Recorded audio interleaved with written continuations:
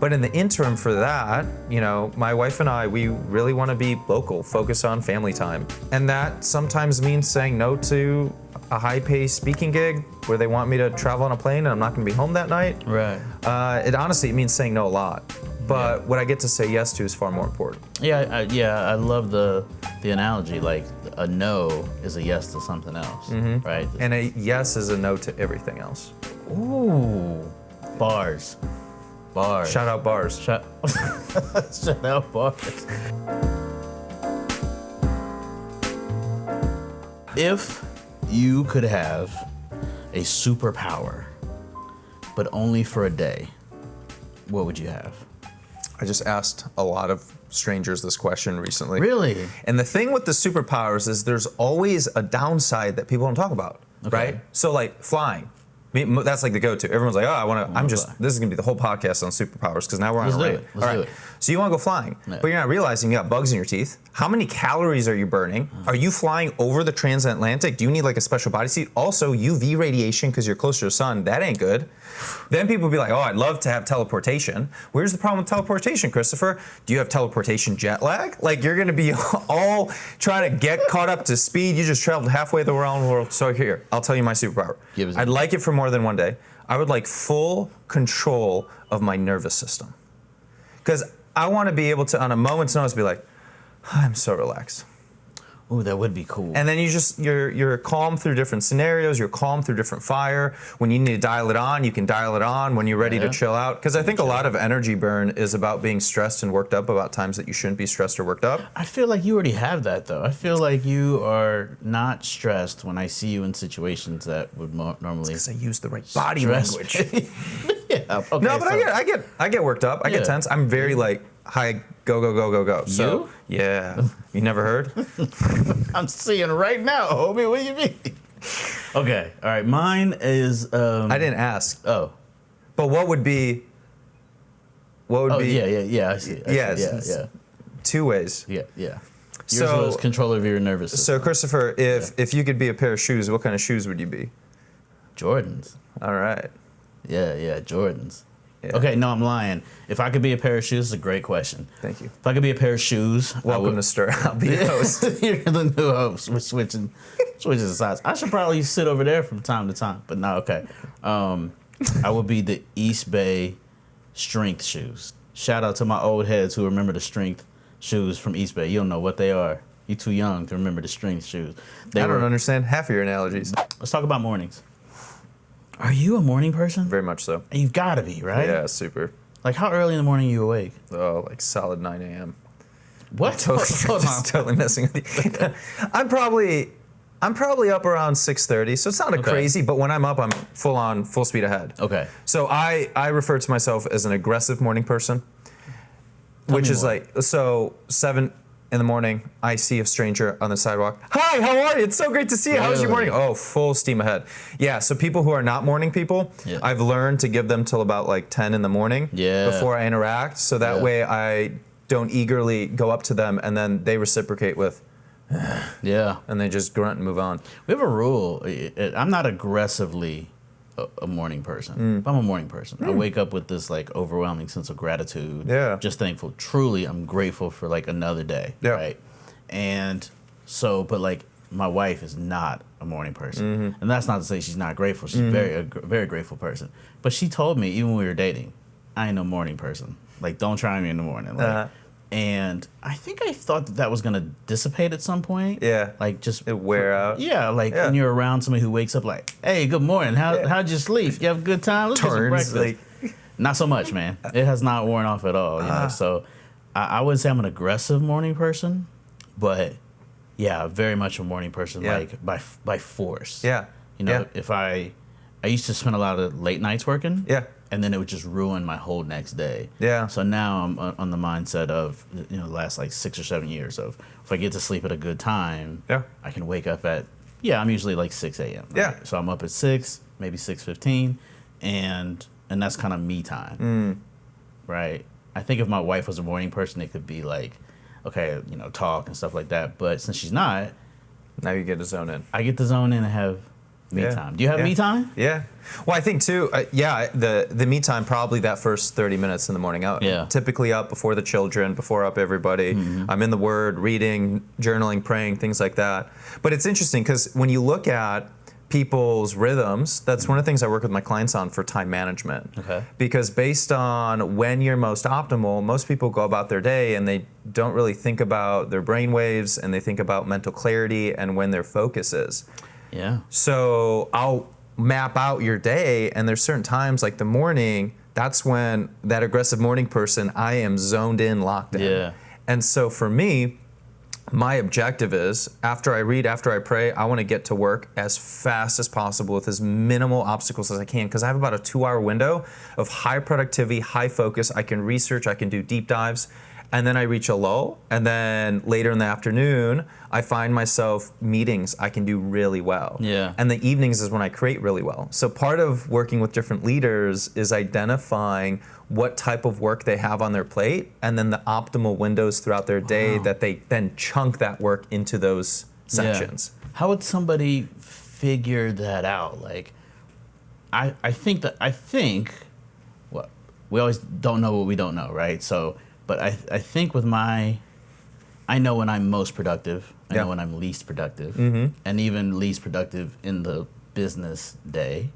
I'm sure there's other pockets and things like that, but it's taken me years to figure out. Like, how would somebody know or be able to identify and be self-aware to say, I'm most productive in this window and least productive in that window? Chunk out your type of work that you do. Okay. Make a list of it. So everyone's got a to-do list. Write out everything that you've got. Chunk it out to say, okay, so for my type of work, I've got what I call heads down work, like emails, text messages, and then simple stuff that doesn't take a lot of cognitive energy. Yeah. Then I have higher detail cognitive energy type work. So that's when I'm doing research, I'm doing content prep, I'm building a new talk, and it's taking a lot of time and analytical information. So that's a chunk of work. Yeah. Then I have my meeting and my client and my sales type work. So I'm meeting with clients, I'm grabbing coffee, I'm doing lunch, those types of things. And then I have my creative type work. And that is when I'm brainstorming new ideas. I'm no longer in the research phase of developing a keynote. I'm now in the story, the ideation style of how do I make this flow? So I have 4 different styles of work. Yeah. Once you bucket those styles, you've pretty much got 3 or 4 windows within your day. You've got early morning, call it the afternoon, late, that chunk lunchtime, And then, so maybe there's 5, right? So then, because it's late afternoon, and then some people peak up in the evening, and that's when their high energy state is. So however you chunk your day, take those tasks and basically give it a week or 2 and trial out, how do I do on creative work first thing in the morning? How do I do on these types? But most people don't think about their work in buckets. They just think about it in a full to-do list. Right. So trial and error gets really hard. That's true. Yeah, that's a great point. You know what? I know for myself, like, this is an interesting thing. Let me get your take on this. So, like, I am super focused and, like, I'm not easily distracted in the early part of the day, but I'm less creative. In the evening or on a weekend, when I'm free from checking the inbox and answering the phone, I find myself more creative. Yeah. Is that normal? Depends on your style. So you and I are really similar in that. Yeah. So it's when I finished in the day and I'm out of stuff to look at and everything is put aside, then I'm creative and flowing. Yeah. Some people are super creative first thing in the morning. Some people, because they're slower to get into the zone, and it'd be neat to do a deep dive and you look at brainwaves and what brainwaves correlate to what type of work productivity and how a different person's brainwaves operate throughout a day. But I don't think everybody's going to be doing a sleep study. No, probably not. And cycling it. But so I think because you and I are more similarly wired in how our day flows. Yeah. We find that in common. Okay. But people who are night owls or people who pick up in the afternoons and that's their optimal window, they're going to have a different order. Yeah. Yeah, I've always wondered, and I was not always a morning person either. I mean, like you learned it, right? Yeah, just through like, okay, this is much better for me. Yeah. But I do know people who do their best work at night. Yep. Like, it is what it is. They're just night owls. And for that, the rise and grind thing doesn't work for them. No. And this whole idea that now you have to be up super early in the morning because everyone else and you're getting to the gym at 5 a.m. and doing these things. Right. But if your productivity window is at midnight, which, I mean, I don't know how many parents are, hopefully, if your children sleep, you be out. Hey, yeah. But you know, if your productivity window's then and you have the ability to flex your schedule, start your day waking up at 8 or 9 a.m. Because you're getting your most productive things going on at night. Right. Makes complete sense. Yeah. So tailor it to who you are. To whatever level you have that flexibility. Yeah. And to whatever level your boundaries and the priority of your tasks are. Oh, sure. Like, because some people are creative in the evenings, but that's family time. And so that's the rub. Family is a priority, and so they're willing to put that first and have slightly lower quality creative time, but still in a good window and still do a good job. But they've got to be strategic on what's more important this evening: great versus good on the creative, or quality family time. Family time. A lot of times it's family time. Right. But some of my best ideas come when I'm outside and the dog's running around. I'm just standing there. I'm like, brilliant idea. Yeah. So. Yep. Okay, so your background, at least your degree. Yeah. Accounting. Yes. And finance. You're the numbers guy. Oh yeah. That's not typically who we see becoming a keynote speaker and a business coach and a executive preacher, and those aren't usually that's not usually the pipeline. So what happened? Where's the transition into this? Thanks, Mom and Dad. All right. All right. So Mom told you to go do this, and you did it. It was like, so what was weird is in high school, I was really good at AP physics. Really? I was above average in general classes. I liked math, but for whatever reason, all of a sudden, mechanical physics, I was in the AP class in high school, and I was doing a really good job. All the smart kids looked at me like, who's that kid? Nice. And so it made me look at, when I was going to college, do I go into engineering or do I go in business? And I had an honest conversation with my parents, or more so my parents had an honest conversation with me, and like, I don't think you're going to do great in engineering. Wow. Yeah, so we went to business, and I had my essay that I wrote was literally in there saying I don't want to be an accountant. But when I went to undergrad, I had extra time on my hands because of those AP classes from high school. Oh, sure. And instead of doing the wise decision of graduating early, I thought, well, I'll just stick around for the full 4 years, which wasn't a great decision hindsight. Okay. I really was excited to leave. But so with extra time on my hands, I picked up an accounting degree. Gotcha. Yep. Now I understand. Okay. Yep. So then talk to me about why do what you do now? When I was getting my accounting degree, and it was a really, really good school for accounting. A lot of people would fly in to go there. I was surrounded by a lot of exceptionally brilliant people, and I'm looking around going, I feel like I do not fit in with you all.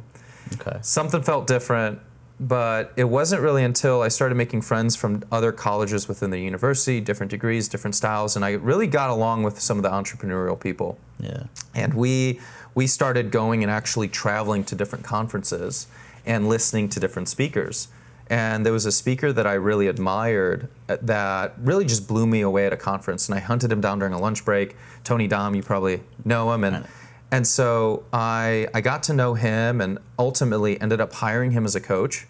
We worked one-to-one for like 6-7 years. He gave me an opportunity to move down. I learned under him, went through a 2-year coaching program, and began to build my book and my brand as a speaker. And it was about like probably a 4 or 5 year process of what I learned from accounting and finance and slowly transitioning that to the back end. And as I built more experience making communication, leadership, as I had that, also the real world experience building alongside it, to build that to now being, that's the full focus, the full passion to be able to serve people and help them in that way. And I got to say though, like having the accounting background, like if it don't make dollars, it don't make sense. So you can really tell, you know the numbers for a business. The accounting background. So some people have different views on college, different views on worth it or not. Sure. The accounting degree, not necessarily as much the finance degree, the accounting degree was so worth it. Really? There was classes I would have wished not to take, but I'll advise people who are entrepreneurial or young and they're thinking about some course, even if they hate it, go get an accounting degree. Go take some classes in it because you learn the language of business. Yeah. And it brings a completely different perspective. And then for me as a coach, walking into a conversation where my focus is communication, leadership, helping adapt and resolve conflict, but my background is understanding and then how it translates to a P&L. Yeah. Huge edge. Huge edge, man. Because like a lot of times I see people that are coaches, great individuals. Yeah. But if they don't have that, they can't, there's just no way for them to know that information. And accounting is not something you just go pick up and read a book about. Leadership, communication, a lot of that stuff you can learn and build Over through. time, sure. And as many CEOs do, but also, and just the discipline. It's not easy. You have to really have the accountability of a lot of money for tuition to get you to get you through those classes. Your wife Stephanie and you opened a speech therapy. Yep, we opened that. I think it was practice. 4-ish years ago. Yeah. I can imagine that your experiences helped start that business as well. Like, So talk to me about that. Like, why go into that industry? It was funny. My dad and mom have an optical. Oh, cool. And my mom is an eye doctor, and my dad went entrepreneurial. And I asked him, "Why did you go in optical?" He's like, "Well, I figured the most cost-effective way to run a business is if I'm married to the doctor, I'm going to have a lot more profit in the P&L because I don't have to pay her as much, right?" That's my dad's response. But for us, we were looking at what she's gifted in, and honestly, it was during the pandemic. It was a lot of shutdowns that were going on. And there was a lot more restrictions and less flexibility on work schedules. And quite frankly, we weren't sure what her job prospects would look like. And that was kind of the kick in the rear for us to take that entrepreneurial journey. Yeah.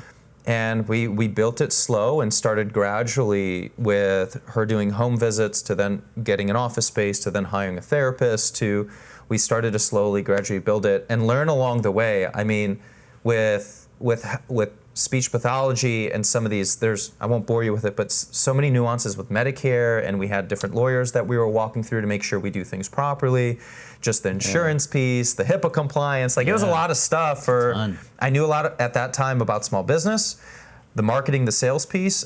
This was a new learning curve, right? And grateful to do it, and now now that we have children, we've got a family, she has that flexibility to really choose her caseload, enjoy the type of patient she's working on that she's really gifted with, and be a mom too. I love it. Yeah. I love it. Yeah. All right, so talk to me about the clients that you coach. Yeah. In what areas are you helping those clients? Talk to me about like the whole breadth, so to speak. Yeah, thanks for asking. Yeah. I would say if my favorite ideal client, and typically the stereotypical client, is a high performer who's excellent at what they do, phenomenal at their craft. And typically what comes with those type of individuals is they're so good at what they do, it's all consuming. Okay. And as a result of that, the things that actually help improve performance and longevity and sustainability in a business are the things that are put on a back burner because of that focus. Yeah. So let's say I'm working with a financial advisor. I don't really know a lot about, even with a finance degree, about wealth management and that expertise and how to manage portfolios and things like that. That's you, that's the person. They're the expert. But what I do understand is that your marriage and your relationship with your significant other is going to impact how you show up. Sure. The way you go about your time management and your goal setting and how you balance your personal life, and whether you're aware of your limiting obstacles and beliefs or not, is going to impact your ferocity in the workplace. Sure. How 100%. You handle your faith, how grounded you are in different times of trials is going to impact whether you're going to make rational decisions or you're going to jump and create repetitive behavior patterns that lead to the same failure or the same outcome in the past. Okay. And so looking at all these different things with business owners or with leaders is the leader is gotten to the place because they're exceptional at what they do. What I hope in as a coach is to then make that sustainable and make that performance on a long-term basis to get them actually what they're really looking for, as opposed to what happens is we tend to silo in on this thing and then we look up and we get to a place where we didn't quite want to be. Holy crap. Okay. All right. So I've been on your website. There's testimonials. Yeah. Give me one of those. Talk to me about what they were going through and then now where they're at. First company that pops up, I had the privilege to work with Aqua Plumbing and Air. Yeah. It was a referral from Joey Brannon. Shout out Joey Brannon. Yeah. Shared, they're also in C12, so Doug Pohl. Shout out C12. Shout out C12. Yeah. I had an opportunity, and Here's the thing. When I came to Aqua, it was a long time ago, and it was Joey was giving me a layup from the standpoint of giving the trust to step into this arrangement, because I felt a little over my head, to be honest, walking into the room. Okay. And Skip and Chuck and the owners of the company, they were super kind, but very, very precise in what they were looking for. And so I had an opportunity to work with some of their VPs. Nice. And through the years of working with them, seeing the breakthrough, and for me also working for a family business, the care that was there, because it wasn't just a care on how their team members showed up in a 9 to 5. It was looking at what's happening at 5:01 p.m. to 8:59 a.m. In other words, what's happening outside the workplace. Of work, yeah. And the fact that they started to win outside of the workplace helped them win inside the workplace. And for me, I was thrilled because they were celebrating the wins across the board. So they put something much nicer than I deserve on the website, but it's those types of experiences when you're working not just for the bottom line results. In fact, if somebody's looking to hire me, I'll be honest with them and say, if your primary focus is just make more money and that's all that you're wanting to do, I'm probably not the best coach for you. Yeah. My clients tend to grow and succeed and earn more financially as a byproduct of all the things we work on. Right. And we cover finances when we look at those things. But it's never the focus. It's never the top priority. Right. And when I can align with teams or companies that value people, as a result, I see more progress and growth. Yeah, and I mean, I would submit to you that the business owner who is financially driven, and that's it. Yeah. It's not who you want to work with either. No. It might be fine. And I'm probably not the best. I don't think I have the experience, the right level, the things that they're looking for. Right. There are a lot of good coaches out there with specific niches, and when that's not that fit, I want you to partner with the right person. I love that. Yeah, if it's just financially driven, maybe not the right fit. Yeah. But if it's not, they're likely to see financial success as a byproduct of everything else you're doing. Yeah. Love it. I was at your TED Talk a few years ago. TED Talk. So we were talking, first of all, congratulations. Thank you. Yeah, you crushed that. That was when I was just getting to know you. Oh, really? Yeah. Yeah, I'd only seen you maybe 2 or 3 times, and there were some other people talking I was going to see as well. Yeah. But that was a bit ago. That was 3 years ago. Was it? Yeah, 2023, I think. Yeah. Wow.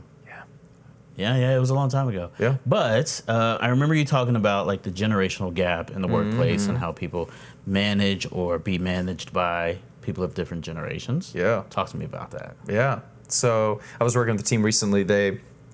And it was on just different conflict scenarios going on. It was a multi-generational team.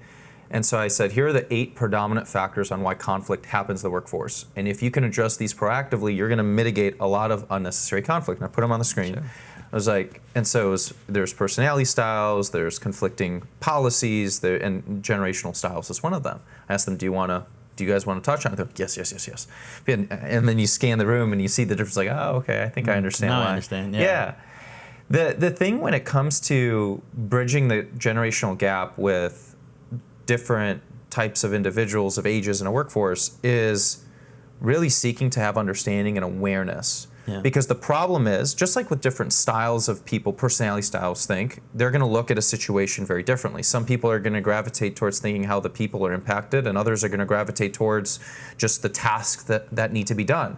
So when you have people focused and task focused, they don't always mesh super well. Sure. But it's not because they are butting heads, they're just coming from a different perspective. When you come to understand someone's perspective, where they come from, it helps you value where they're coming from, and also gives you that, I would say, understanding to adapt to them. Interesting, because you understand them. Because you understand them, you understand where they're coming from, where their behavior comes from. Yeah. So with generations, we just see these different patterns, but we don't seek to understand where it comes from. Yeah. And that's where a lot of the conflict and, in my opinion, tensions occur. Yeah.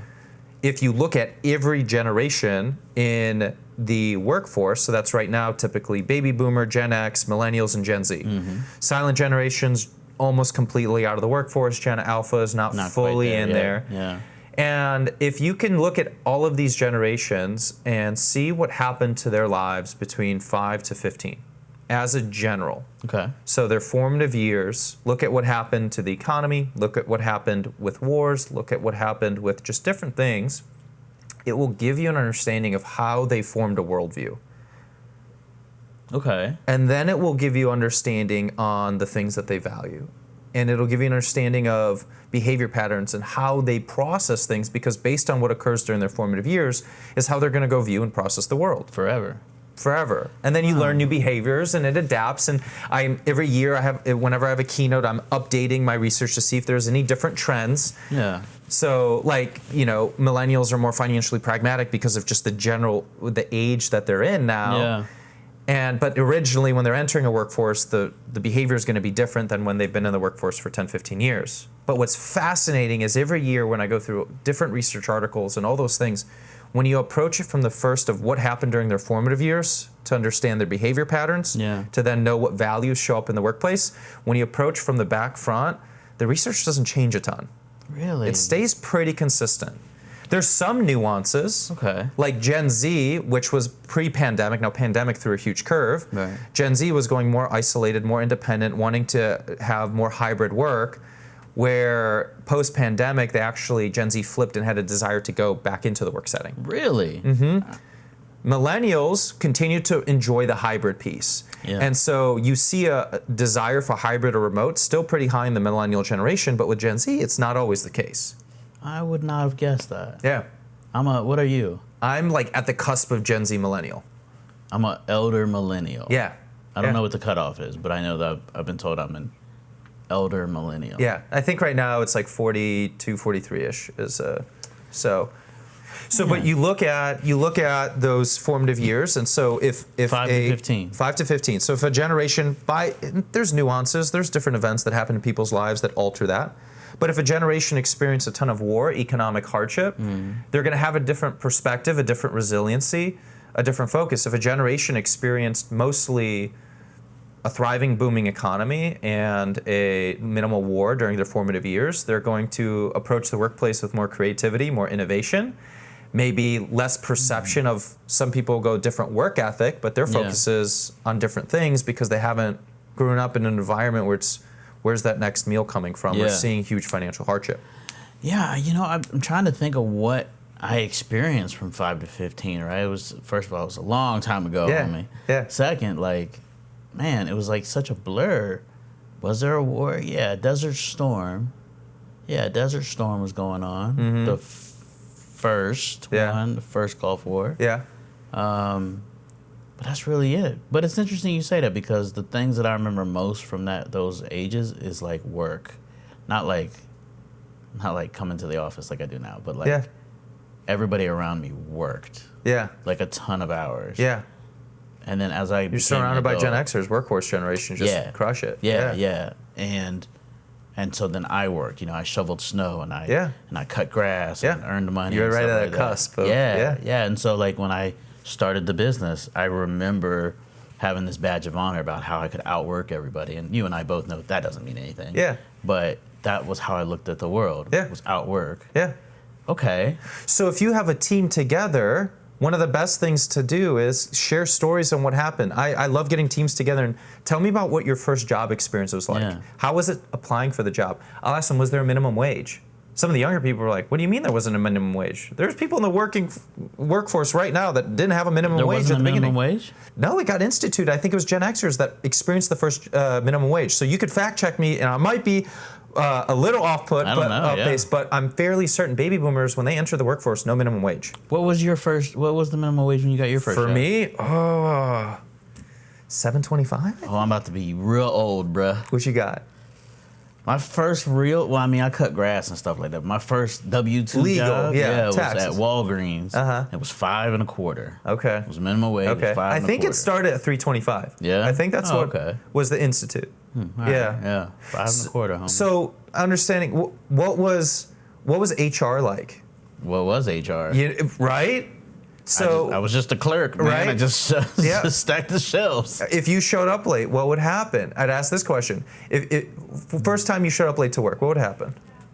I think you would get written up, but by the store manager who was also late. So it's like whatever. They were, for all intents and purposes, the 8 people that worked in that store were the entire Walgreens organization. Yeah. To me. Yeah. It was a global company probably, but Yeah, I didn't ever talk to anybody from HR. Yeah, right? Yeah. So, but then in different environments, more seasoned employees, let's say, or team members, Yeah.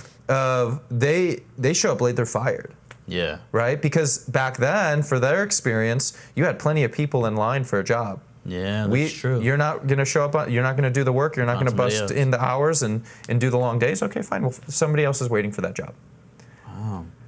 So you better be on time. But now here's the expectation. Someone who grew up in that environment not only is putting those hours in, but has the same expectation that the Gen Z or the millennial or whatever generation is going to come in. And it's like, well, you're not willing to put in the 60-hour work week. Right. And so they're looking. And they're like, well, I don't.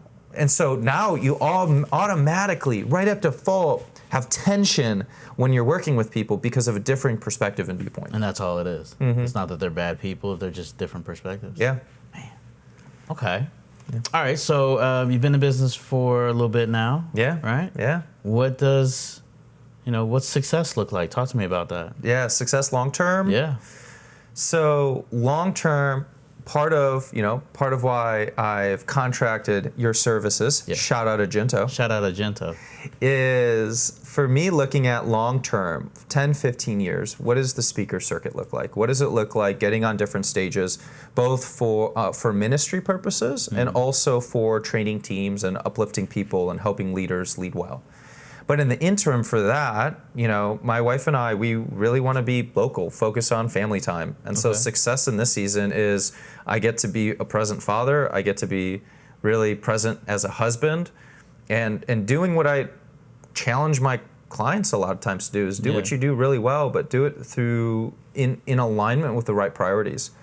And that sometimes means saying no to a high-paced speaking gig where they want me to travel on a plane and I'm not going to be home that night. Right. It means saying no a lot.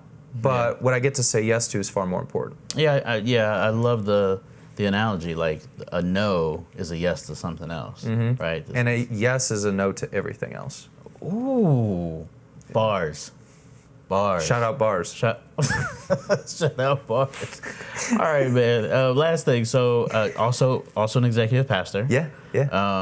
Talk to me about how that bleeds into coaching clients. Yeah. So a couple years ago, I got pulled into ministry. Yeah. And I say pulled in because it wasn't on my horizon. It just kind of happened. Yeah. And I was surprised by it, to be honest with you. And that we can always unpack that or a story for another day. But what I found was a lot of neat parallels. What I was used to with working in business is I would go and I'd work one-to-one coaching. Most of my life transformation happened in one-to-one settings. Okay. And so working with a coach, and Tony was instrumental in that. And I mean, a lot of what I learned was from those. I always had different mentors and people I met with, spiritual mentor, functional medicine doctor, people that would focus one-on-one in different pillars of my life that I wanted to grow in. Yeah. So I had this experience in one-to-one coaching and all those years working in that sector, and then training teams and corporate training and working with groups, and then the keynote stage. When I get pulled into ministry, and here in ministry, I'm overseeing all the one-to-one discipleship going on in our church. Different word, right? For some people that aren't familiar, it's mentorship. Right. Then I'm seeing all the groups that are meeting, and now I'm developing training for the group leaders to help facilitate meetings, how to ask proper questions, how to keep a meeting going along. And when the opportunity comes, I'm preaching a sermon, or in business terms, delivering a keynote. Right. And so there was a ton of parallels that were coming from it. See that. And I found what I was able to bring in with my clients, because of a requirement to really do a lot of heavy study, is I was spending a lot more time reading the Bible, reading other books that would help complement. And you look at, the Bible's the greatest book that was ever written. Right. You want to extrapolate leadership principles, time management principles, relational principles. I was basically getting more foundational concepts and constructs that I could leverage and lean in to bring into my clients. Yeah. But it was a dual-fold approach, because it served what I was doing in business sector, but then everything that I learned from experience in business, I was able to bring in a little bit of heightened accountability, performance management, these different things that help create more heightened performance in a ministry setting that might not always traditionally experience that, to do what they do at a higher level. And while giving God the glory, of course, all the way, right? Absolutely. And so, but I think since going into ministry, the caliber and the quality of coaching, speaking, and the results, astronomical. Really? Yeah. That's what's up, man. I'm excited. I'm excited about that. And just on a personal level, like you've been helping me with my business, and you've been helping with my public speaking for probably 3 years. Yeah, a couple years. Say. Yeah. And just leaps and bounds. Great. I feel like I get 10x greater each time. And that's so, awesome. Appreciate you. Yeah. You've taken me way further than I could have ever thought. So sky's the limit, right? That's right. All right, man. Okay. Thanks so much for joining me today. Thanks. We stirred it up. Oh my God. We stirred it up, homie. Rap. Let's try it out.